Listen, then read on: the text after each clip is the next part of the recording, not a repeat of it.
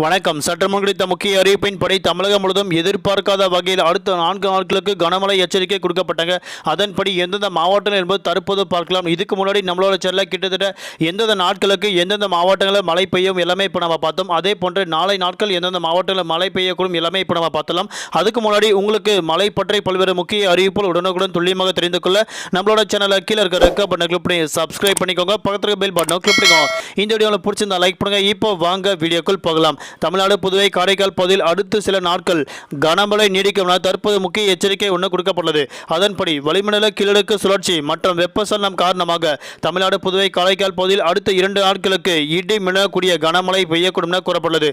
குறிப்பாக நாளைய தினம் ஜூன் மாதம் 7ஆம் தேதி நாளைய தினம் தமிழ்நாடு, புதுவை, காரைக்கால் பகுதியில் ஒரு சில இடங்கள் லேசர் முதல் மிதமான மழையும் ஒரு சில இடங்கள் இடியுடன் கூடிய கனமழை பெய்யக்கூடும். குறிப்பாக கோயம்புத்தூர், நீலகிரி, திருப்பூர், தேனி, திண்டுக்கல், ஈரோடு, கிருஷ்ணகிரி, சேலம், தர்மபுரி, கள்ளக்குறிச்சி, திருப்பத்தூர் மற்றும் திருவண்ணாமலை ஆகிய மாவட்டங்களில் சற்று அதிகமாக கனமழை பெய்யக்கூடும் என தற்போது முக்கிய எச்சரிக்கை ஒன்று கொடுக்கப்பட்டுள்ளது. அதே போன்று நாளை மறுநாள் மற்றும் ஜூன் மாதம் 9, 10 ஆகிய அடுத்த 2 நாட்களுக்கு தமிழ்நாடு, புதுவை, காரைக்கால் பகுதியில் ஒரு சில இடங்கள் லேசான முதல் மிதமான மழை பெய்யக்கூடும்.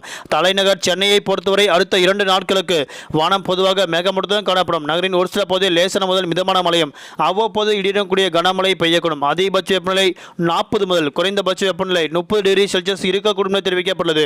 மீனவர்களுக்கான எச்சரிக்கை: நாளை நாட்கள் 40-70 கிலோமீட்டர் வேகத்தில் சூறாவளி காற்று வீசக்கூடும் என்பதால் மீனவர்கள் கடலுக்கு செல்ல வேண்டாம் என தற்போது முக்கிய எச்சரிக்கை ஒன்று சென்னை வானிலை ஆய்வு மையம் கொடுக்கப்பட்டது. நன்றி, வணக்கம்.